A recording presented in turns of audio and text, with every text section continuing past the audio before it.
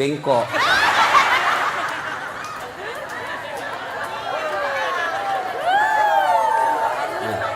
Bu, serius ibu. Ibu ngambil uang sogok misal 300.000. Ya. Lalu ibu makan. 40 hari ke depan setelah makan uang haram itu, jangan ibu mati. Kalau ibu mati, maka ibu mati dalam keadaan kafir. Kenapa ada barang sogok dalam perutnya? Sia-sia bermajelis taklim 30 tahun. Sia-sia mengaji selama 10 tahun kalau ibu mau disogok. Bisa?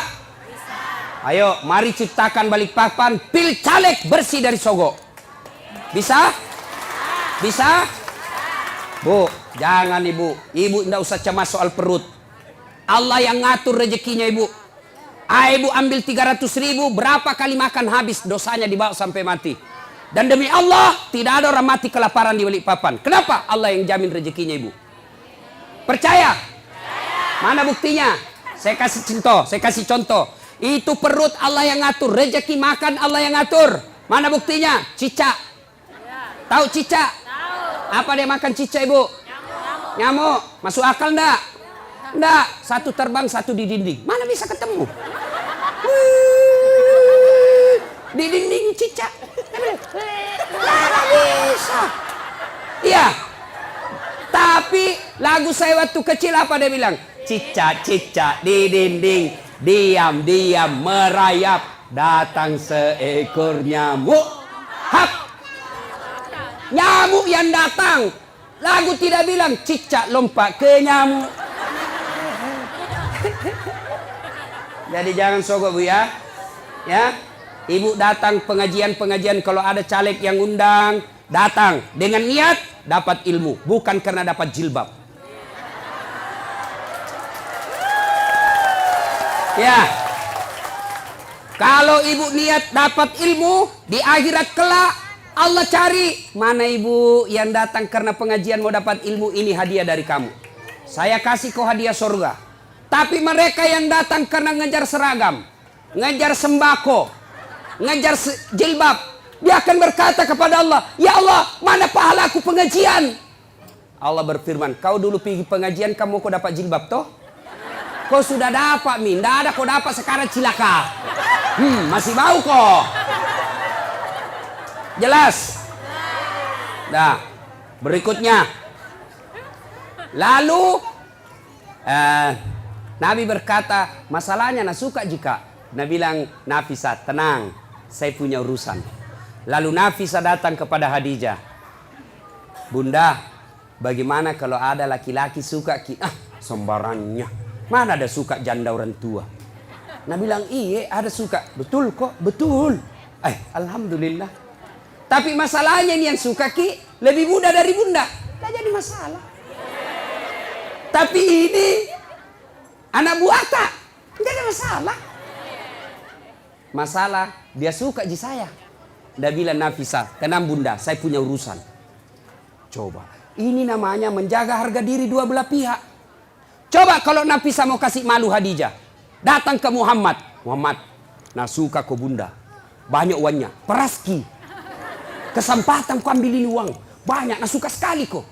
Coba, kalau juga Nafisa mau kasih malu Khadijah, begitu caranya. Atau dia kasih malu Muhammad, tapi tidak. Kedua belah pihak dijaga harga dirinya. Begini mestinya tim sukses. Jangan cerita kejelekannya orang. Calon ini biarlah, jangan cerita keburukan calon yang lain. Lebih baik cerita kelebihan-kelebihan calonnya masing-masing. Kalau ada datang tim sukses yang cerita kejelekan orang, demi Allah jangan pilih dia. Kenapa? Dilarang dalam agama menjelek-jelekkan orang. Bisa ibu? Bisa. Betul? Betul. 300.000 lewat. Sudah nikah. Khadijah 45 tahun, Rasulullah 25 tahun. Khadijah 40 tahun, Rasulullah 25 tahun. Selisih 15 tahun. Sudah. Setelah menikah, Khadijah sebelum menikah, Bu, Khadijah sebelum menikah itu kaya. Kekayaan beliau 22/3, lebih dari setengah barang-barang mewah yang ada di Mekah miliknya Khadijah. Bayangkan, kaya. Tapi apa yang terjadi? Setelah menikah dengan Nabi, bangkrut, habis duitnya, kasihan. Suatu kali Nabi tidur di pahanya Khadijah. Tidur di paha Khadijah. Tidur. Ibu-ibu sudah pernah kasih tidur di paha? Nah, ibu-ibu sudah pernah kasih tidur suaminya di paha? Bohong-bohong. Begitu suaminya mau dipaha, gendut sekali. Bagaimana suaminya kada selingkuh? Ibu kada tahu mengurusi. Nah, coba itu Khadijah, ibu. Beliau tidur suaminya. Lalu dia lihat-lihat suaminya dengan wajah yang lusuh, capek. Bukan jelek ya, capek. Kan kentara muka yang capek. Seperti mukanya Ustaz Dasad. Capek bu, capek betul. Dia bilang istriku, mama nyecek, kasihan suamiku. Matoa nih kasih. Sudah tidur. Lalu Khadijah melihat suaminya dan berkata dalam hati, wahai orang-orang Mekah, ayuhan nas, wahai manusia, kenapa kau benci betul ini manusia? Dia lihat di suaminya, kenapa kau benci betul ini manusia? Tidak pernah bicara kasar, tidak pernah nipu kamu, tidak pernah ngambil barang hakmu, tidak pernah merugikan kalian. Ini manusia kok kamu benci? Khadijah sambil melihat suaminya, menetes air matanya. Pas menetes air matanya, jatuh di pipinya Nabi. Nabi terbangun dan melihat dan berkata, wahai Ummul Mukminin, ibunya orang Islam, kenapa kau menangis? Apa kau menyesal menikah sama saya? Tadi kau perempuan janda yang dihormati, sekarang kau dihina gara-gara suamimu saya. Apa kau menyesal karena tadi kau kaya, sekarang kau miskin? Khadijah berkata, tidak demi Allah. Saya tidak pernah menyesal menikah sama engkau ya Muhammad. Malah saya bangga engkau menjadi suamiku. Cuma yang aku pikir, saya sekarang sudah tua renta. Sebentar lagi ajal menjemputku. Hartaku sudah habis. Siapa yang akan menolong engkau nanti ketika ajal sudah menjemput saya? Orang tidak menghina kamu di Mekah. Orang masih malu menyerang kamu karena ada Khadijah, janda bangsawan Mekah yang disegani. Bagaimana nanti kalau saya sudah meninggal? Siapa yang tolong kamu? Siapa kasihan yang kasih bantu lagi kau keuangan? Lalu Khadijah berkata, ya Muhammad, andai saja besok saya meninggal, engkau kebumikan saya dan tulang-tulangku kau bisa jual untuk membantu dakwamu. Andai tulangku laku untuk kau jual untuk bantu dakwamu ya Muhammad. Cintanya Khadijah kepada suaminya. Kita ibu, bukan cinta, naja suaminya. Baru 1 jam pergi suaminya menelpon, di mana kau pak? Tekon lisu, pulang kok. Awas kok ndak pulang kok. Ini. Nggak ada di sini. Nah, motor lolos. Bu, halo ibu. Biar ibu jidatnya hitam sholat. Senin Kamis ibu puasa, ngajar ngaji di TKTPA, tapi ridho suami tidak ibu miliki, tidak bakal ibu masuk surga.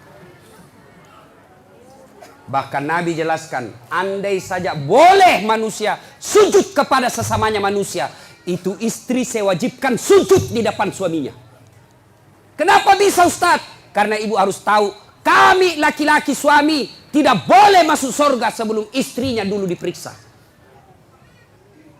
Kalau ibu rajin sholat, ibu rajin puasa, ibu rajin tadarus, suaminya peselingkuh, suaminya tukang judi, suaminya tidak sholat, suaminya pengedar narkoba, tapi ibu alim, muslimah yang baik, tidak ada urusan. Suami masuk neraka, ibu tetap masuk surga.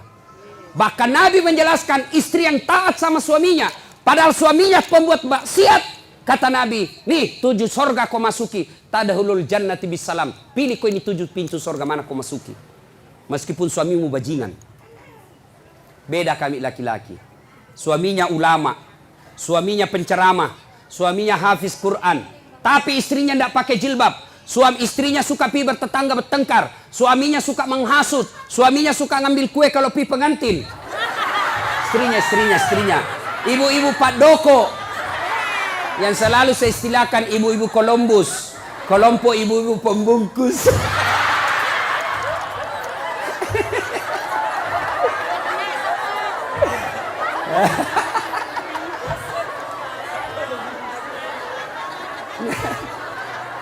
Pergi pengantin. Nasa begitu turung. Pergi membantu padahal membantu kasih habis gue. Jangan Bu, tidak boleh ya Ibu Majelis Taklim, tidak boleh Ibu Columbus. Nah ya, biar sepupu yang punya acara kalau tidak minta tidak boleh. Nah, kalau istrinya durjana seperti itu, padahal suaminya ulama, demi Allah, tidak boleh di laki-laki masuk surga sebelum dia temani istrinya masuk neraka. Makanya Ibu, jangan sakiti perasaan suami. Susah jadi suami Bu, kami tanggung dunia akhirat. Ini suka dia takut-takuti suaminya. Kalau ada tamunya suaminya, dia tidak ngomong tapi matanya. Ada juga itu istri begitu. Dia pelototi mata suaminya. Ada begitu di sini toh? Ada, makanya ibu ketawa.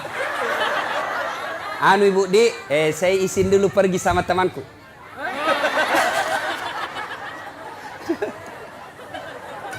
Nah, subhanallah, Khadijah, itulah Khadijah.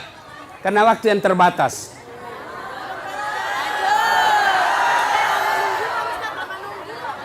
Bu, berapa jam Ibu menunggu? 4 jam. Kalau Ibu menunggu ikhlas, itu yang nambah-nambah amal. Tidak ada yang sia-sia dalam Islam Ibu. Tidak ada yang sia-sia. Menunggu dakwah itu amal. Ibu menunggu. Saya juga menunggu pesawat tadi. Coba sama-sama menunggu. Nah, sampai lagi tadi di pesawat di atas udara lama dia putar-putar. Kubayangkan lagi mama nyece. Bagaimana kalau saya mati? Siapa yang? Janda istriku masih muda. Coba.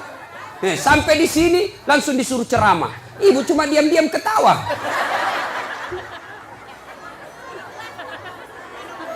Minum, saya puasa Ibu. Nah, siapa tahu ada yang mau traktir saya buka puasa. Ibu Rahmat Mas'ud tadi sudah telepon saya, Ustaz buka di rumah, bahkan kepiting. Karena beliau itu tahu betul kesenangan saya, kepiting. Masih muda Ibu. Kolesterol, baca bismillah, lari kolesterol. Setan aja dikasih lari itu bukan bismillah, apalagi cuma kolesterol. Nah sudah. Nah, ketika Khadijah radhiyallahu istri Nabi sakaratil maut. Madangi. Waktu itu Nabi usianya 45 tahun, Khadijah 65 tahun. Bayangkan Ibu, Khadijah sebelum menikah sama Nabi kaya. Tapi ketika Khadijah sakaratil maut, baju yang dia pakai, baju yang sudah 8 kali tambal.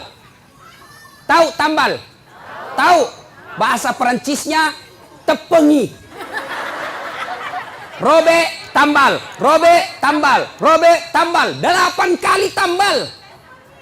Dan tambalan yang terakhir, tambalan ke-8, tidak lagi pakai kain. Kenapa? Tidak ada lagi kainnya Khadijah. Akhirnya apa? Khadijah menambal bajunya yang bolong ke-8 kalinya dengan cara apa? Dengan pelepah daun kurma.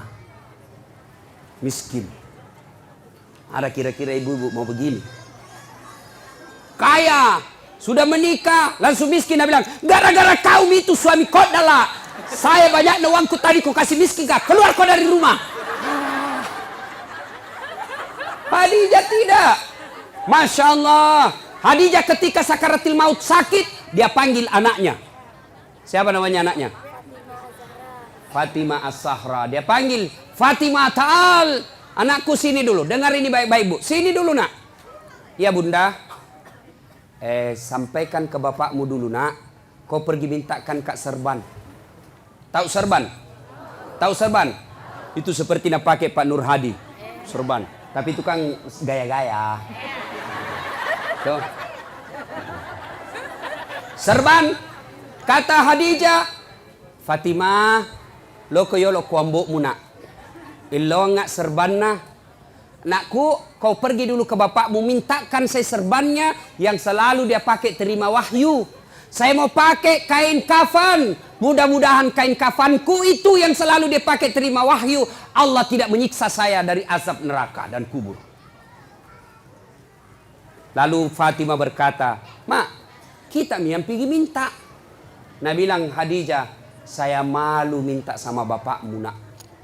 Masya Allah. Ada di sini malu minta sama suaminya? Ada? Jangan nak minta, nak curi. Hei, sudah nak sembunyi suaminya nak dapat loh.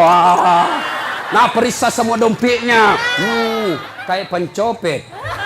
Sampai-sampai ada suami dia bilang istri, nah simpang uangnya ibu. Dibawa bantal, dibawa tempat tidur, dibawa plastik, dibawanya lagi tuh dos-dos. Kan dibawanya lagi naik bungkus plastik, 4 lapis. Dia bilang, dah dapat istrinya. Langsung istrinya bilang, Pak, uang apa ini? Langsung dia bilang suaminya, uang sial. Maksudnya apa? Baten aku sembunyi kau dapat ji. Ini ibu-ibu sekarang ini pandai cari uang. Iya toh? Pandai cari uang. Di mana saja disembunyi dia dapat semua. Khadijah, apa kata Khadijah? Saya malu minta sama bapakmu. Bayangkan, habis hartanya untuk nopang suaminya, minta serban, malu. Bayangkan. Didengar sama Nabi. Dengar sama Nabi. Nabi lalu datangi istrinya. Ya Ummul Mukminin, habis hartamu untuk bantu dakwah. Capuk waramparamu malolo tulung. Hanya ini serban yang kau minta dan itu pun kau malu menyatakannya.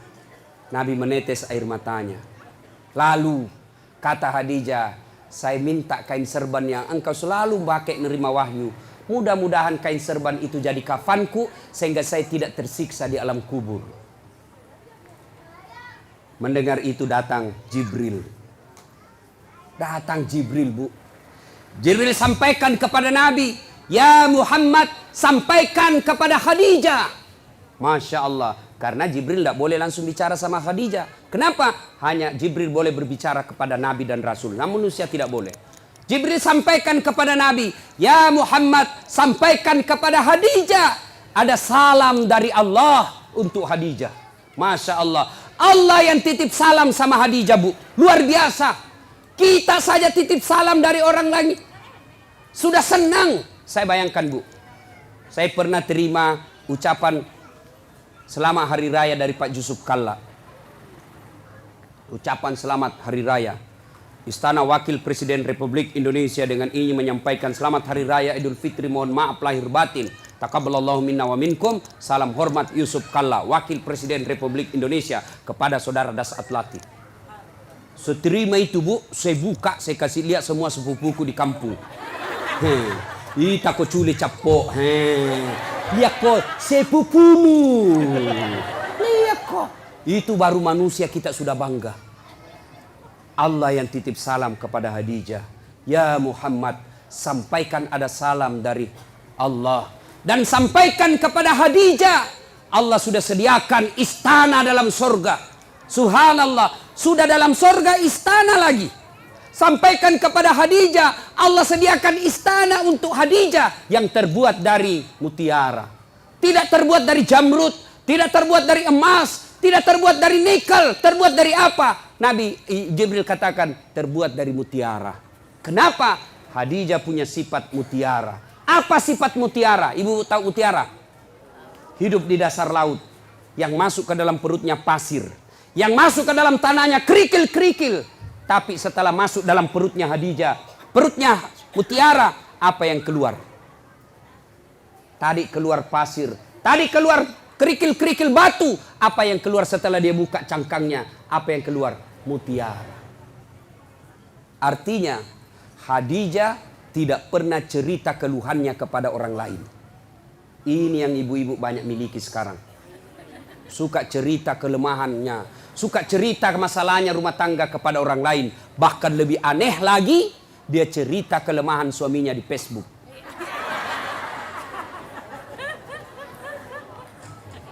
Bu, apa ada manusia tidak punya masalah? Ibu kira-kira yakin enggak Khadijah penuh dengan masalah dalam hidupnya? Khadijah banyak masalahnya dalam hidup. Beliau kadangkala melihat Rasulullah kelaparan. Di depannya lapar Rasulullah. Sampai pucat beberapa kali tidak makan. Beliau melihat dengan mata kepalanya. Rasulullah dihina oleh pamannya. Dilihat dengan mata kepalanya sendiri. Khadijah, apa dia pergi cerita? Tidak. Jadi kalau ibu mau punya sorga, istana dalam sorga, maka ibu punya sifat seperti Khadijah. Apa sifatnya Khadijah? Jangan suka cerita kelemahan rumah tangga. Apa tidak boleh mengeluh? Boleh. Apa tidak boleh curhat? Boleh. Apa tidak boleh mengungkapkan perasaan? Boleh. Tapi kemana? Kepada Allah. Yang dilarang cerita ke medsos, cerita ke tetangga. Ya, ibu-ibu, ada di sini tidak ada masalahnya? Oh, dalam rumah tangga ibu semua orang punya masalah. Contoh, dia bilang enaknya itu Ustaz, kenapa? Gagahnya suaminya. Bu, suami gagah masalah. Kenapa? Dia goda orang, Bu. Apalagi kalau istrinya jelek. Lebih masalah lagi itu. Suami gagah, istri jelek, masalah. Berarti bagus kalau suami jelek, Ustaz. Suami jelek dihina orang. Kita lagi malu jalan sama dia. Duluan aja Pak, saya menyusul. Suami gagah, masalah. Suami jelek, masalah. Berarti bagus kalau tidak ada suami. Ya bagus Ibu. Nabi lagi ke orang Gasturi, gadis tua Republik Indonesia. Coba. Ayo, bagus kalau banyak suami, lebih masalah lagi. Coba. Tidak ada orang tidak ada masalah. Dulu waktu mau menikah, apa masalahnya? Mudah-mudahan dapat jodoh. Dapat suami, ada masalah, selesai masalahnya? Tidak. Mau punya anak. Punya anak, selesai masalahnya? Tidak. Mau punya rumah. Sudah punya rumah, selesai masalahnya? Mau punya mobil. Punya mobil, selesai masalahnya? Tidak. Bayar cicilannya. Maka Khadijah pun demikian. Tapi Khadijah ketika ada masalahnya, beliau ngadu kepada Allah. Kita ada masalah, mana? Ambil HP. Update status. Dia cerita semua jeleknya suaminya. Tidak kusangka kau begitu. Waktu kau dulu melamar saya begitu sopan. Sekarang kau kasarnya minta ampun. Semua teman Facebooknya tahu. Dia pergi cerita sama tetangganya. Suamiku kok gini ya. Dulu waktu masih di Pinang saya, dia pacari saya. Sopannya, hati-hati dek. Pelan-pelan dek. Ada batu di depan, hati-hati. Itu waktu masih gadis. Sekarang sudah anak punya 3, tahan tuh kakiku. Dia bilang, di mana kau simpan matanu dong? Nah, jangan cerita kejelekan suami ke orang lain. Lebih mana? Ngadu kepada Allah. Ya Allah, begitu baik suami saya dari tahun pertama sampai tahun 10. Setelah ini ya Allah, setelah terpilih jadi anggota DPR, setelah bagus rumahnya, setelah bagus dia punya mobil, sepertinya dia mulai terpikat sama wanita lain. Ya Allah. Bukan saya, Bu.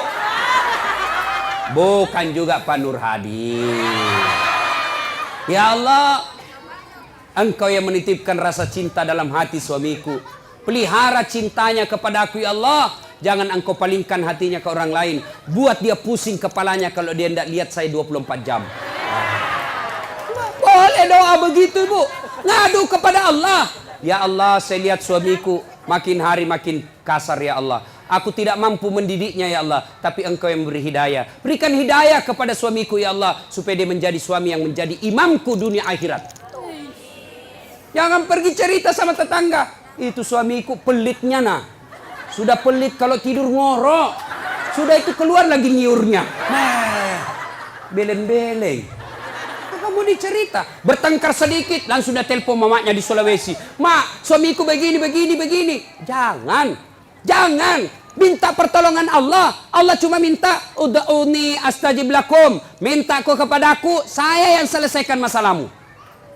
Ayo, minta berdoa kepada Allah. Dan berdoa tidak harus bahasa Arab. Ada yang selalu bilang, Ustadz, apa doanya? Suamiku ini sudah mulai lain-lain. Doanya, 1, perbaiki pelayanan. Ini rahasia laki-laki, Bu.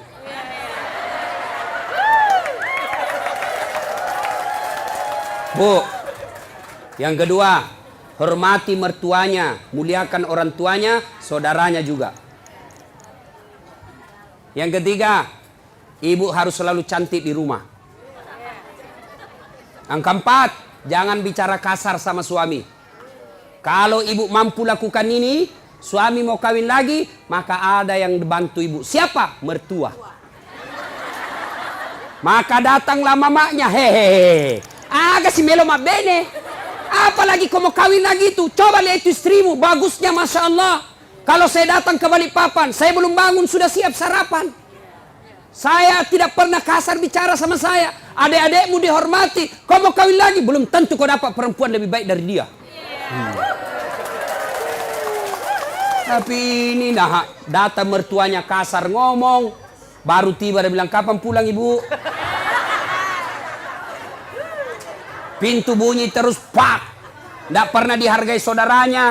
Maka begitu pulang kampung ke Sulawesi, apa nak bilang mamanya? Nah, saya kasih sekolah kau itu tinggi-tinggi supaya hormati ke orang. Kenapa justru istrimu tidak hormati kau? Apa itu istrimu itu? Tidak hargai saya, tidak hargai saudaramu. Padahal kau yang carikan uang. Sudah nih, kawin sama kau lagi. Kalau perlu sembunyi-sembunyi kau saja. Masih mau kau? Tidak. Itu laki-laki bu terbantu perempuannya. Ini rantasa kita di rumah. Bajunya seadanya. Pakai daster tinggal sebelah. Ada badak picanya. Nah kasih bontek matanya. Pegang remote control. Nonton televisi nangka kakinya. Nangka kalepaknya menguap. Bagaimana suami tidak stres? Nah kira King Kong. Ya ketawa, saya serius ini bu. Hancur ibu-ibu ini hancur. Ya, coba kalau datang suami ibu saupan. Assalamualaikum kakandaku Arjunaku. Dia bilang suaminya, waalaikumsalam adindaku Sri Kandiku.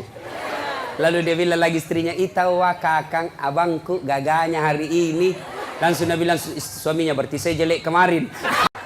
Ayo bu ya, pertama sifat Khadijah merahasiakan kekurangan dan kelemahan rumah tangga. Jangan cerita ibu, cerita boleh, kemana? Kepada Allah, minta kepada Allah, minta tolong ibu. Kalau Allah yang tolong ibu, biar perempuan apa yang goda suami tidak akan berhasil. Kenapa? Allah yang lindungi suami.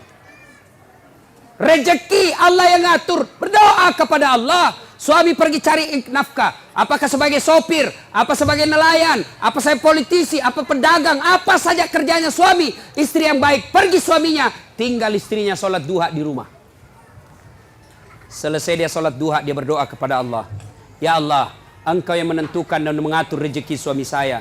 Jika rezekinya masih di atas langit, turunkan. Jika masih dalam tanah, munculkan. Jika masih jauh, dekatkan. Jika masih sedikit, cukupkan. Yang lebih penting dari itu, ya Allah, berkahkan.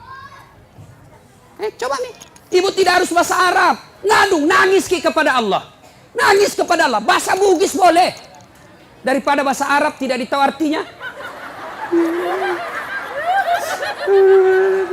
Nabalam malaikat apa maksudnya nih ibu ini?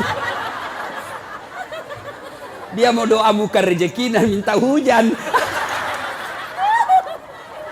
Tidak harus bahasa Arab. Boleh ibu berdoa begini. Bu dengar. Ya Allah, Engkau sudah tahu apa masalahku ya Allah. Engkau melarang saya minta tolong kepada manusia.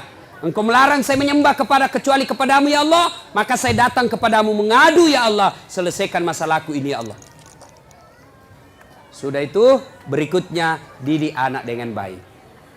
Bu, pakai filosofi seperti mama saya. Biar saya miskin. Biar minda ada sekolahku. Tapi kuurus anakku baik-baik. Mudah-mudahan anakku nanti angkat derajatku. Ibu kan tidak mungkin maki jadi camat ibu toh. Tidak mungkin maki jadi di sini jadi bupati. Ya, susah ibu. Tidak mungkin mi. Tapi didik anak dengan baik. Anak tak nanti yang jadi bupati. Susah jadi pengusaha tanker, po. Punya kapal tongkang, punya kapal ini. Agaknya susah, ibu. Doakan, didik anak, mudah-mudahan anak tay milik nanti itu. Tidak mungkin menjadi dokter ki ibu toh? Tidak mungkin. Maka berdoa, didik anak, mudah-mudahan anak tak jadi dokter. Nah, ibu silakan kerja apa saja, mau berpartisipasi dunia apa saja, tapi ingat fungsi ibu ada dua. Satu sebagai istri, dua sebagai ibu. Untuk anak-anaknya. Tidak ada gunanya sukses segala-galanya kalau anak berantakan.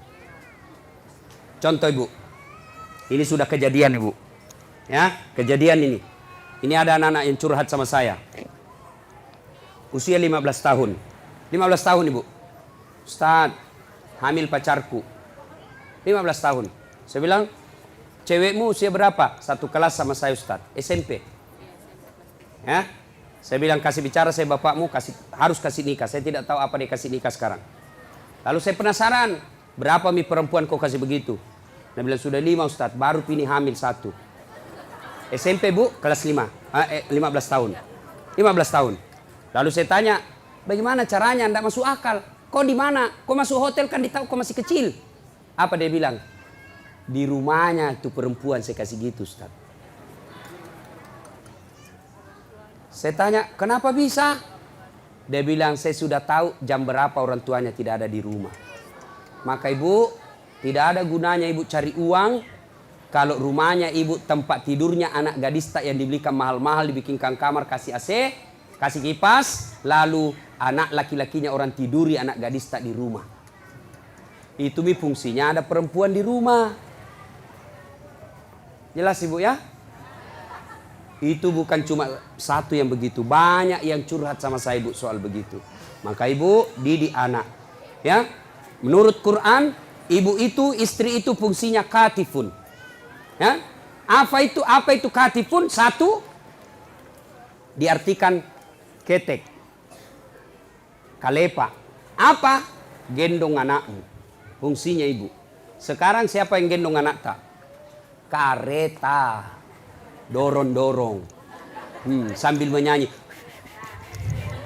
Dorong-dorong. Tidak pernah gendong anaknya. Maka jangan heran anak-anak sekarang tidak dekat hubungannya sama orang tuanya gara-gara tidak pernah digendong-gendong anaknya. Masih 2 tahun nak kasih PAUD. Apa itu? Pendidikan usia dini. 4 tahun nak kasih masuk TK. 7 tahun SD. Kapan kita didik anak tak? Cepat sekali nambil orang. Gurunya didik. Pendidik sebaik-baiknya bukan gurunya tapi ibunya. Yang kedua, fungsi ibu menurut Quran. Apa itu? Katifun diartikan dada. Apa itu? Menyusui. Siapa yang susui anak tak sekarang? Siapa? Cak sapi. Akhirnya anak tak sifatnya seperti sapi. Ya? Sekarang tidak mau lagi susui. Nah bilang anu Ustaz, biar seksi. Bahkan ibu-ibu milenial tidak mau melahirkan, semua mau dibelah. Coba. Nah ibu bapak, karena waktu yang terbatas, insya Allah lain waktu dan kesempatan kita akan lanjutkan. Saya menitipkan, jadilah istri seperti Khadijah. Insya Allah. Ibu, kalau ibu susah, ibu sabar. Suami tidak sholat, ibu sabar. Suami tidak nentu pekerjaan, ibu sabar. Maka Allah janjikan, innallaha ma'as sabirin. Allah bersama.